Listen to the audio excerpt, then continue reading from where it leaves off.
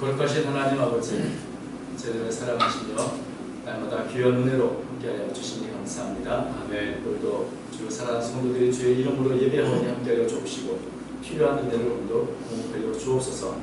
우리에게 주신 은혜에 감사하여 귀한 찬양을 함께 돌리는 새로운 찬양을 격하여 주시고 때마다 일마다 사랑하는 찬양들을 모든 일에 간섭하여 주셔서 주께 영광을 돌리며 주의 은혜로 날마다 더 주님께 나아가며 은혜를 받는 귀한 찬양이 되도록 도와주옵소서. 시간을 여건을 날마다 더해 주옵소서.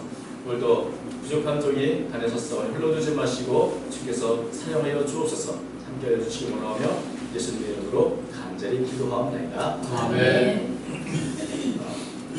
이제 한 해가 얼마 남지 않았습니다. 한 해를 지내면서 늘 하는 말이 있죠. 다사다난했던 한 해다. 또 우리가 사람의 인생을 표현할 때도 참 파란만장했다, 뭐 이런 표현들을 많이 쓰는데, 그만큼 어찌 보면 이 평범하게 보여도 평범한 인생은 없고 다 다사다난하고 파란만장한 그런 세월들을 보냈다 생각이 듭니다. 그런데 그 중에서도 때로는 가장 안전하고 든든하게 이겼던 기둥이나 터가 무너지는 것 같은 그런 충격적인 일들을 겪기도 합니다. 최근에 포항 지진 때문에 불안이나 불면증 같은 이 지진 후유증을 호소하는 사람이 적지 않다고 하는데, 정말 여태까지 살면서 이 땅이 흔들린다는 것은 좀 있을 수 없는 일인데 그런 일을 겪고 큰 충격을 받았으리라 생각이 듭니다. 또 뉴스를 보면 늘 끊임없이 사건과 사고가 이어지고 있습니다. 올해는 대봉감이 풍년인데 그것 때문에 또 오히려 값이 떨어져서 2,300톤을 폐기해야 된다고. 그래서 뉴스에 보니까 36년째 감농사를 했는데 이렇게 내 손으로 감을 폐기하는 건 처음이다, 이런 이제 고백을 농부에 음성을 드리면서 참 경제적인 터전이 무너지지 얼마나 많이 상하셨을까 이런 생각도 듭니다. 또 갑작스러운 사고도 있고, 또 가까운 사람들의 또 먼저 떠나보낸 도 있고, 또 아무런 문제없다 여겼던 건강에 문제가 생겨서 건강이 무너진 경험도 있고, 또 더 나아가서 가정이 무너지거나 모든 관계가 다 깨어져 버리는 그런 경험도 우리가 할 때가 있습니다. 우리가 살다 보면 그렇게 생각지 못한 그런 상황을 겪을 때가 있는데, 특별히 모든 터전과 기둥이 무너진 것 같은 그런 일을 당할 때 우리 믿음을 갖고 있는 사람은 어떻게 이것을 대처할 수 있을까?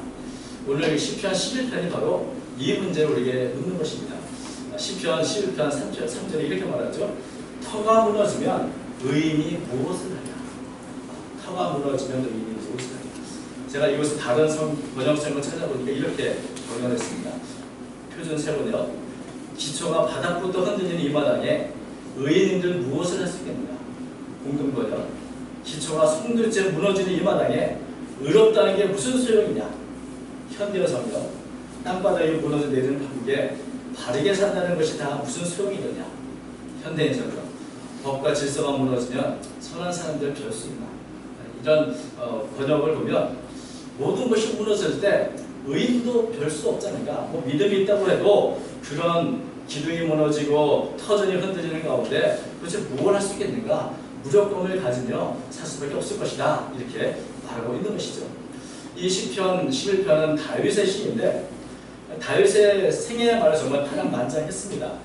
삶의 기반이 무너지거나 또 인간관계가 다 깨지는, 특별히 다윗을 보면 가장 의지하고 사랑했던 사람들에게 오히려 배신을 당하고 그들이 자신을 죽이려 하는 그런 경험들을 많이 겪고 있습니다. 자신이 목숨을 바쳐 충성을 다했던 왕이며 또 장이기도 한 사울이 그렇게 다윗을 죽이려고 함으로 쫓겨다녔고, 또 무엇보다 가장 사랑했던 아들 압살롬이 자신을 죽이고 왕이 되겠다고 이렇게 반역을 일으키기도 했던 그런 경험들이 있습니다.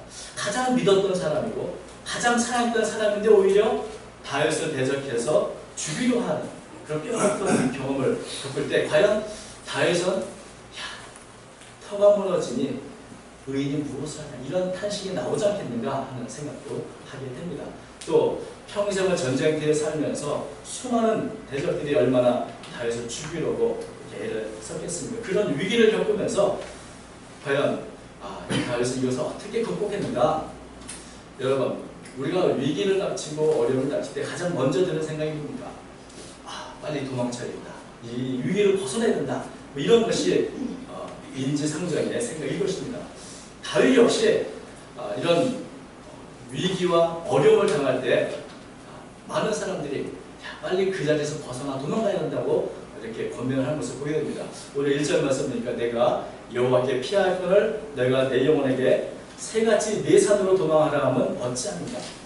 위기의 때를 맞았을 때 다윗은 자신의 문제를 하나님께 나아가서 하나님을 의지하고 하나님께 맡기고 이러고 살려 하지만 주변 사람들이 그게 지금 하나님께 맡겨서 될 일이 아니지, 빨리 하나님을 의지하는 것도 좋지만 이렇게 위험한 시간 빨리 새처럼 빨리빨리 도망쳐야 된다. 산으로 도망가야 한다. 목숨을 구하기 위해서 부차하더라도 모든 걸 포기하고 빨리 도망게 라고 주변에서 말한다는 것이죠.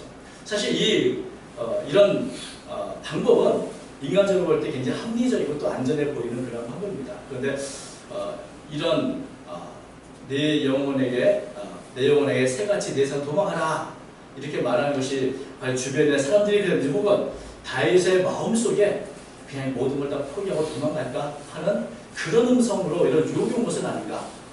어떤 것인지 모르지만 이런 유혹을 받으며 있습니다.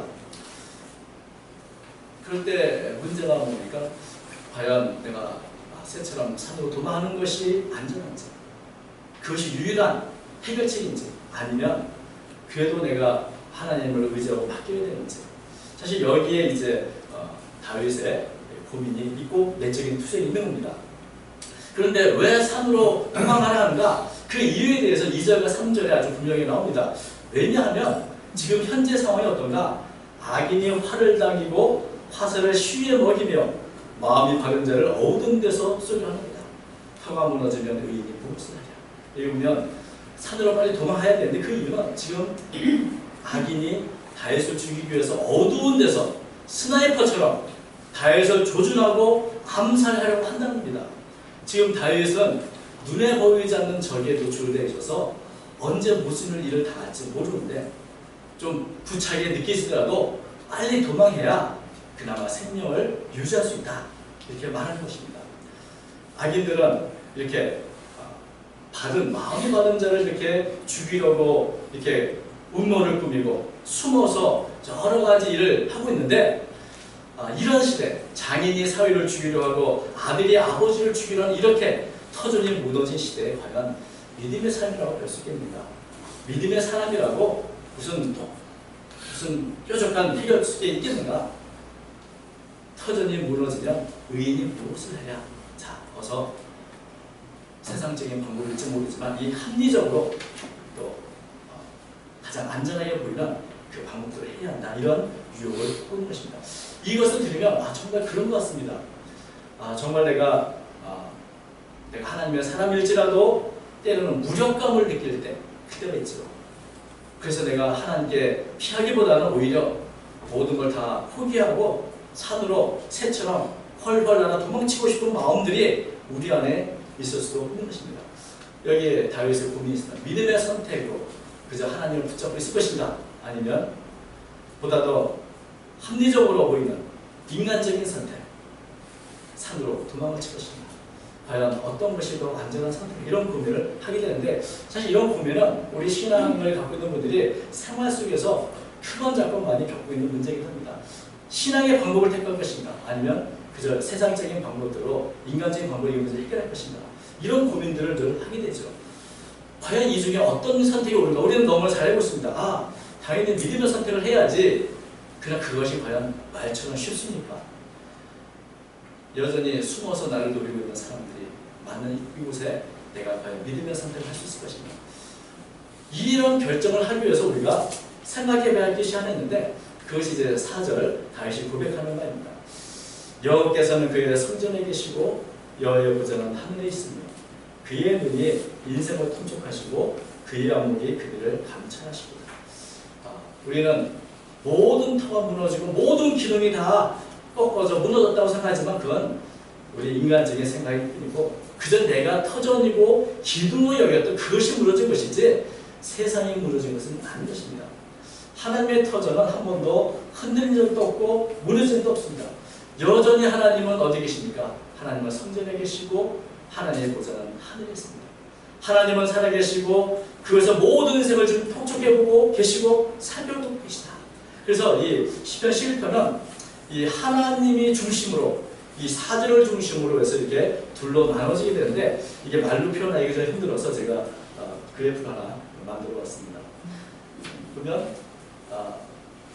하나님께 피하고 싶은 여기서 꼭 말립니다. 산으로 도망해. 그 이유가 뭐냐? 악인이 숨어서 너를 파괴시켜. 이렇게 악인으로 인해서 터가 무너진 이 시간에 의인은 무력할 수밖에 없고 그러니 얼른 산으로 도망해야 된다. 이것은 바로 인간적인 우리가 눈에 보이는 이런 일인 것이죠.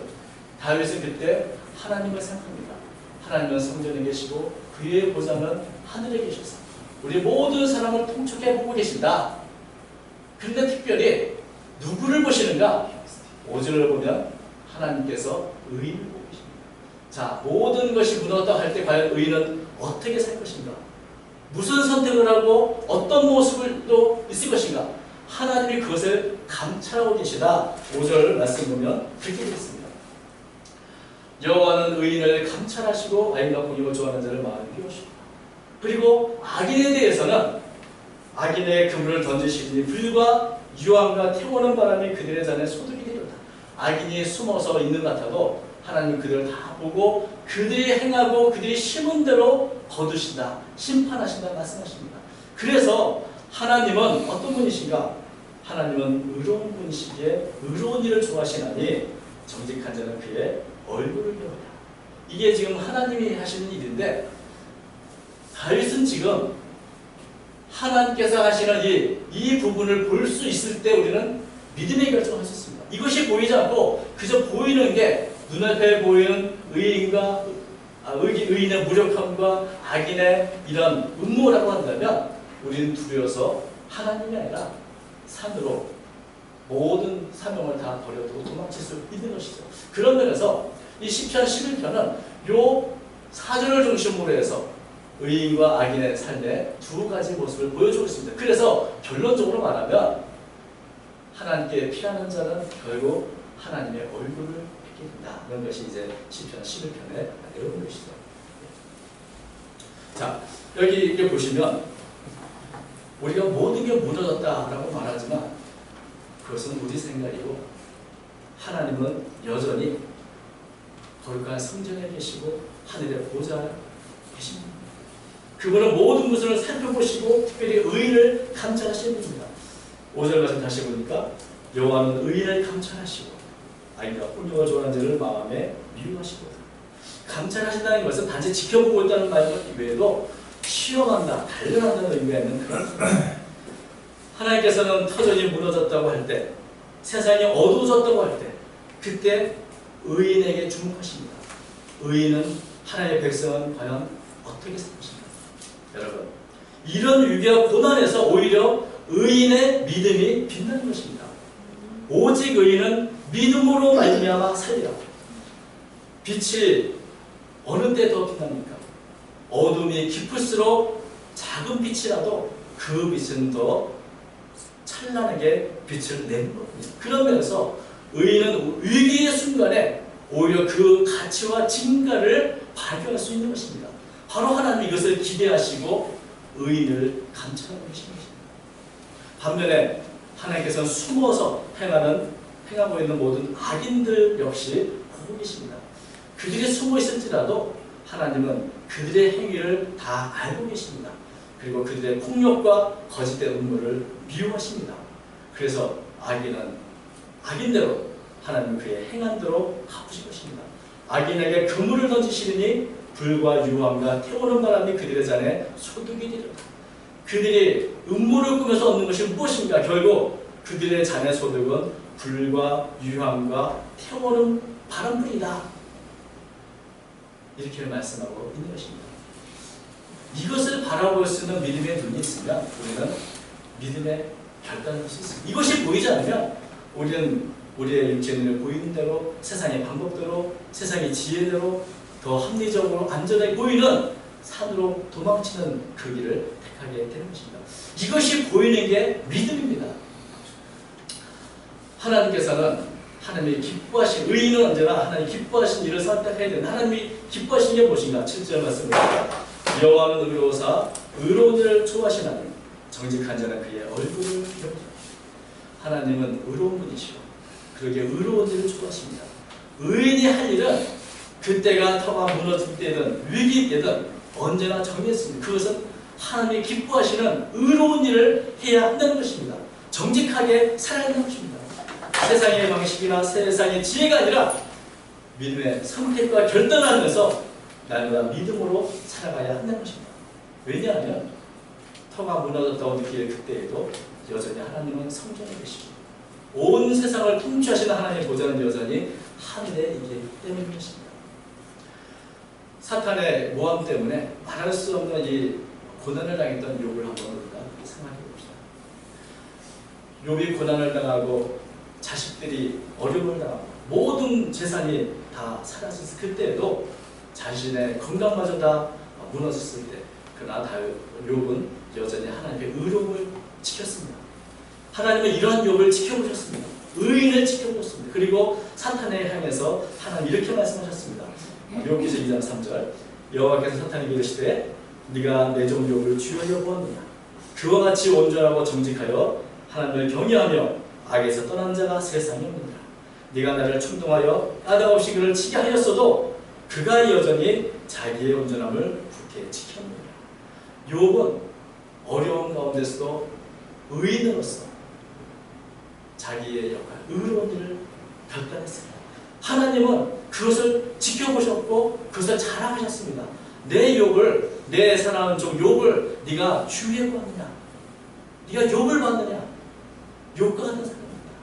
그래서 여전히 의인의 자를 지키고 믿음으로 모든 것이 묻어내셨던 살았던 믿음의 욥에 대해서 하나님은 그의 얼굴을 나타내셨고 욥은 살아계신 하나님을 배울 수 있었습니다.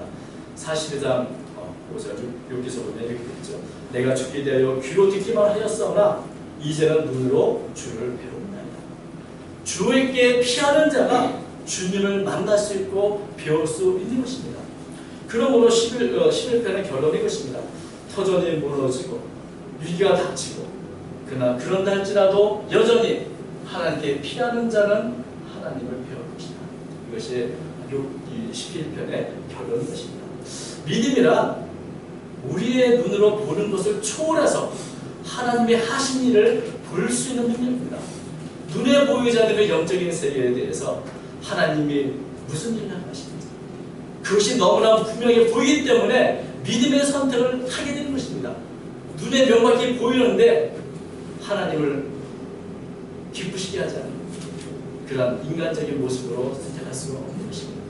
여기에 믿음에 있는 자의 모습이 있는 것이죠. 하나님이 행하신 일들이 눈앞에 너무나 명확하게 보이기 때문에 눈으로 보이는 것이 아니라 믿음의 눈으로 하나님께 피하는 것입니다.